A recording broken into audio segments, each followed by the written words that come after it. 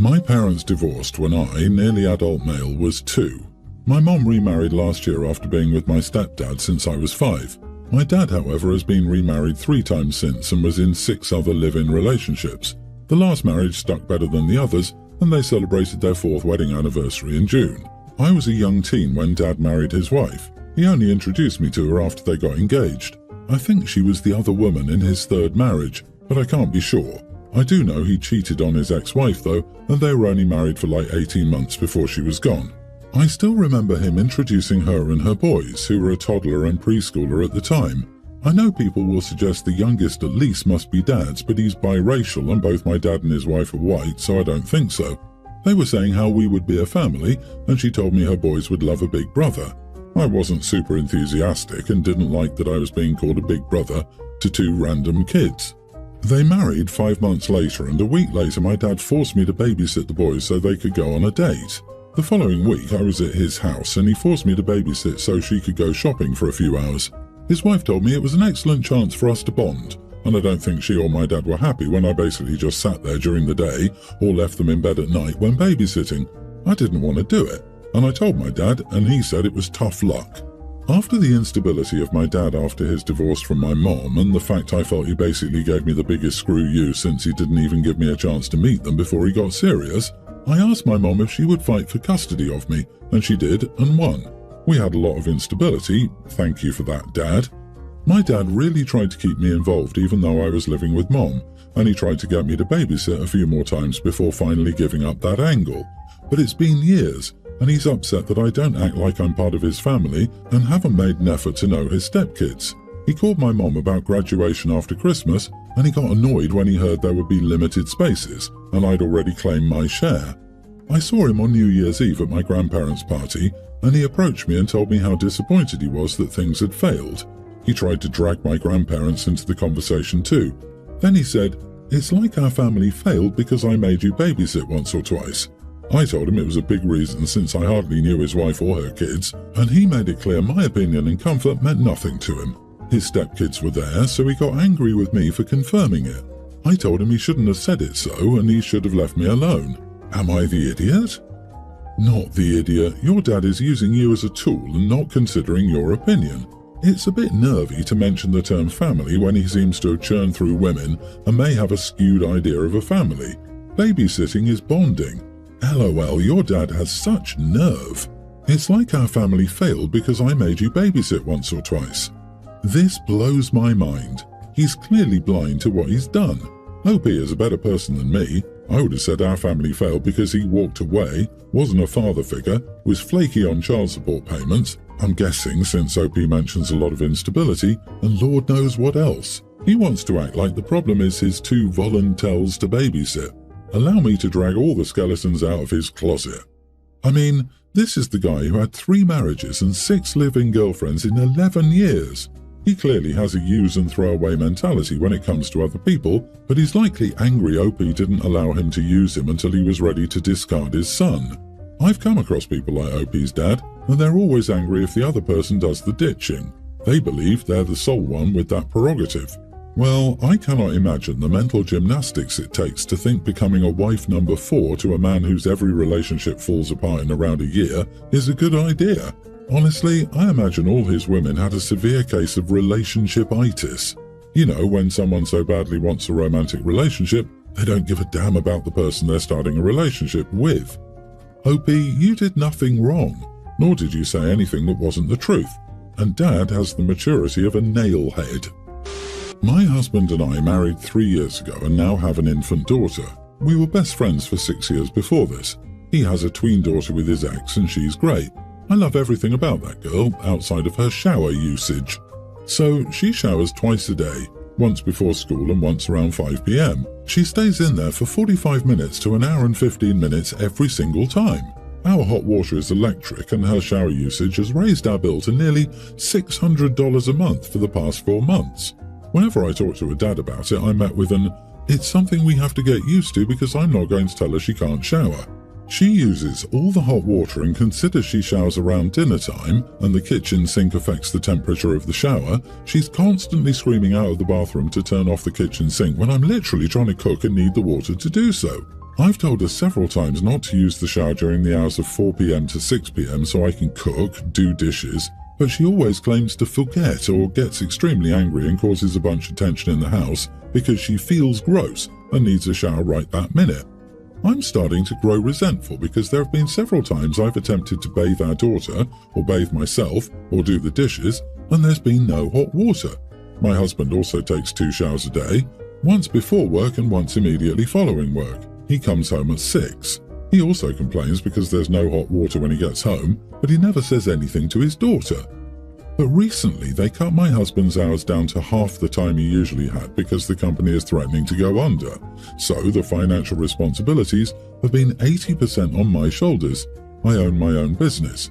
It used to be 50-50. I told him that since I'm now paying significantly more than he is, I refuse to pay this much for electricity, and he and his daughter will both be limited to 1 shower a day for no more than half an hour.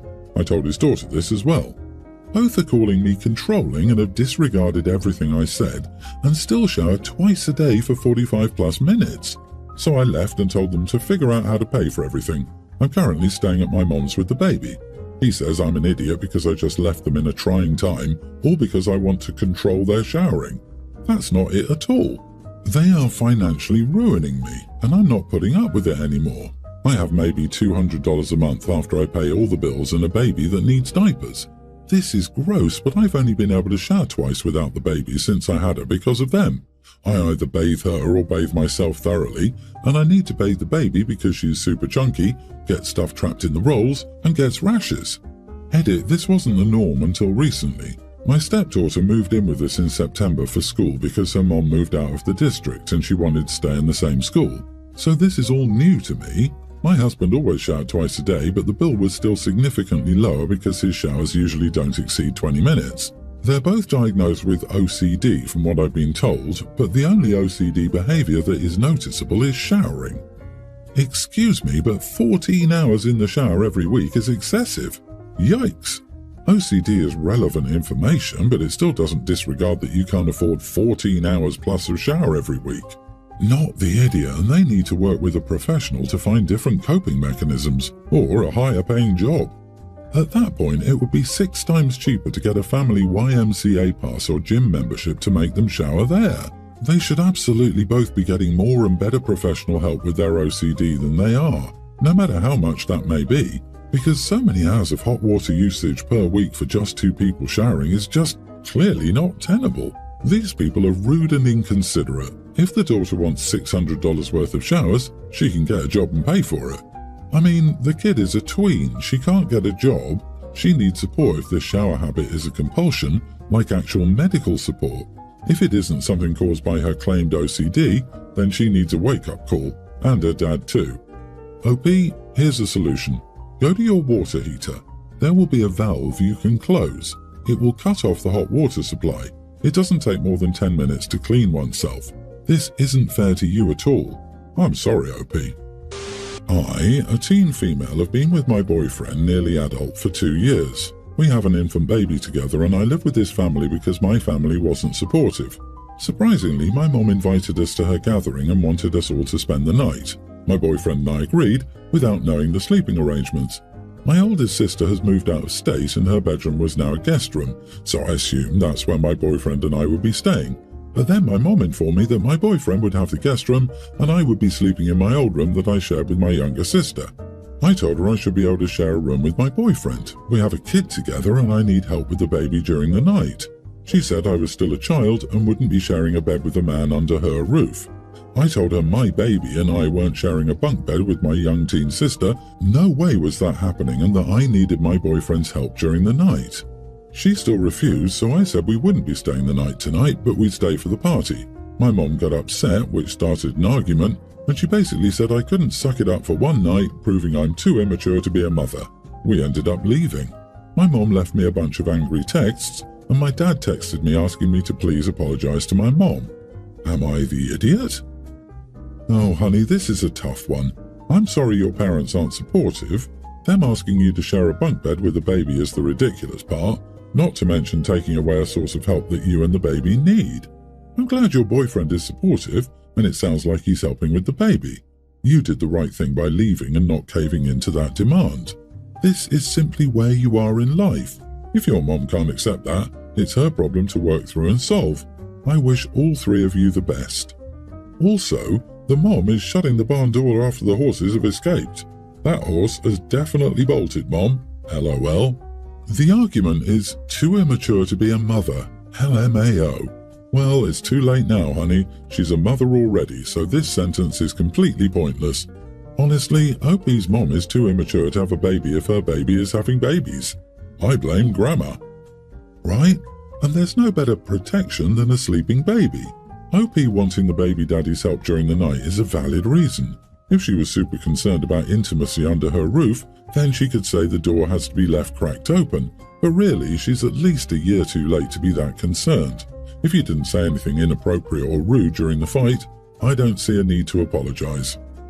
6 months ago, my 24 female best friend Tess, 26 female, asked me to be her maid of honor for her wedding. We've been friends for years now and I love her a lot. She's always been there for me and we've been through a lot together. Tess was the most excited about her bachelorette. She'd been talking about it even before she got engaged, which is why I feel so guilty. I also helped her plan our Vegas trip. We were supposed to leave this week. But a few days ago, Jason got laid off from work.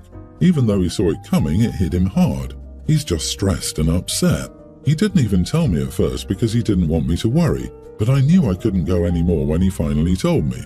I was conflicted and I knew what this meant to Tess and that I was the maid of honor, but I just couldn't even consider going to Vegas while Jason was this upset. He's a strong guy, but he shouldn't go through this alone. I worked up the courage to call Tess and it went much worse than planned. Tess thought I was joking at first and then she just became furious, which is understandable, but I wish she understood my situation too. At first, Tess told me to do whatever and cut the call, but she didn't respond when I tried contacting her again. After that, she sent me many messages saying that I was stealing her special day and started questioning why I accepted to be maid of honor if I didn't want to do the duties that came along with it. She said I'm untrustworthy and jealous, ruining her special moment for a guy I've only known for a year. I'll admit I usually don't accept Tess's offers to go clubbing, and she blames that on Jason being controlling, but in reality I've explained that I just turned into a homebody because I never really enjoyed that stuff in the first place. I still go out with her often, making sure I'm there for her, but her bachelorette I was willing to do that and more. I did want to go and make it special. She told me that her whole plan would fall through because I was the one with the plan. I told her I'll explain it all to one or other of our friends, but she said I don't have to because I'm no longer her friend, and that hurts a lot to hear. On the one hand, I don't regret my decision. Jason needs me and Tess should understand how difficult this is for us. But also, this is a once-in-a-lifetime trip, and she's been dreaming about it forever.